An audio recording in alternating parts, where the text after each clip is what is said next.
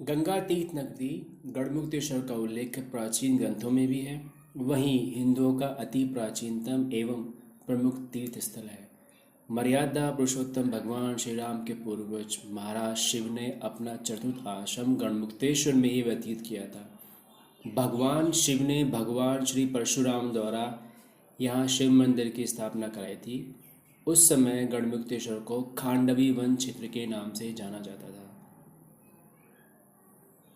शिव मंदिर की स्थापना और बल्लभ संप्रदाय का प्रमुख केंद्र होने के कारण इसका नाम शिव बल्लभपुर पड़ा, जिसका वर्णन शिव पुराण के अंदर मिलता है।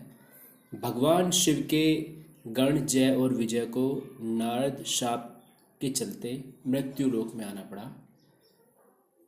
उन्होंने अपनी मुक्ति के लिए अनेक तीर्थ स्थल की यात्रा की, लेकिन उन्हें शांति कहीं नहीं मिल पाई। अंत में वे यहाँ आए और भगवान शंकर की उपासना की।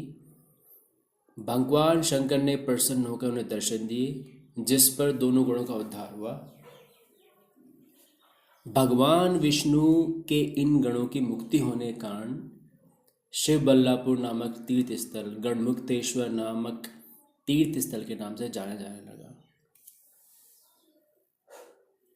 महाभारत काल में भी इसकी चर्चा है। महाभारत काल के अंदर यह नगर जल मार्ग व्यापार का मुख्य केंद्र था। यह हस्तिनापुर राज्य की राजधानी का एक हिस्सा रहा है। हस्तिनापुर के उत्तरी दिशा की ओर पुष्पावती, जो आज गंगा नदी के किनारे बसा एक गांव पूट है, वहाँ भी खांडवी वन क्षेत्र था। उस समय पुष्पावती नाम का एक मनमोहन भव्य उद्यान, जिसको पार्क बोला जाता है आज की लैंग्वेज में, उपस्थित था। द्रौपदी इस स्थान पर आकर प्राय घूमा करती थी। हस्तिनापुर से पुष्पावती के बीच 35 किलोमीटर का एक गुप्त रास्ता बनाया गया था, जिसके चिन्ह कुछ वर्ष पहले तक मौजूद थे, जो अब मिट चुके हैं। महाभारत काल से कार्तिक मेले का काफ़ी महत्व है यहाँ पर। आइए तो इसको आपको जानकारी दे देते हैं। पवित्र पावनी गंगा मैया किनारे गढ़ गंगा खादर क्षेत्र के रेतीले मैदान पर लगने वाला कार्तिक गढ़ मेले का इतिहास लगभग 5000 वर्ष पुराना है, बल्कि इससे पुराना हो सकता है। महाभारत के विनाशकारी युद्ध के बाद युधिष्ठिर, अर्जुन तथा कृष्ण के मन में भारी ग्लानि पैदा हुई, जो वहाँ पे नरसंहार हुआ था, उसको देखकर। युद्ध में मारे गए कुटुंबियों, बंधुओं एवं निर्दोष व्यक्तियों की आत्मा की शांति किस प्रकार मिले, उनका मृत्यु संस्कार कैसे पूर्ण हो, इस पर गंभीर चर्चा हुई। वेद, उपनिषदों, पुराणों का अध्ययन किया गया।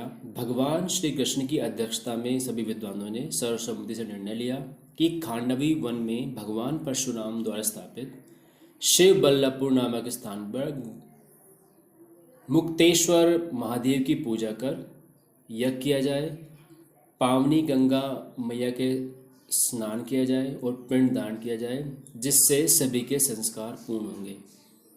यह निर्णय सभी विद्वानों को अच्छा लगा और इसका सभी ने एक मत से स्वागत किया।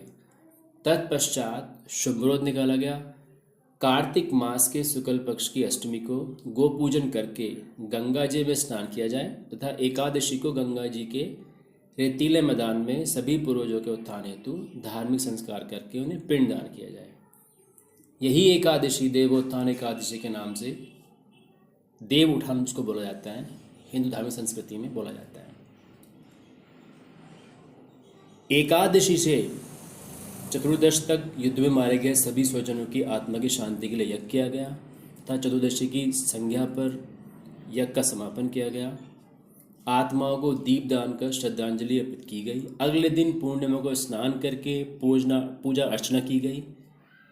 इस प्रकार एक सप्ताह तक धार्मिक उत्सव संपन्न होने पर संतोष व्यक्त किया गया। तभी से कार्तिक मेला लगता है, जिसमें उत्तर प्रदेश के अलावा हरियाणा, राजस्थान, पंजाब और आसपास के सभी क्षेत्रों से कार्तिक पूर्णिमा पर अपने स्वर्गीय परिजनों का पिंडदान करने के लिए और अन्य धार्मिक अनुष्ठान के लिए 30 से 40 लोग यहाँ पर, लाख लोग यहाँ पर इकट्ठा होते हैं।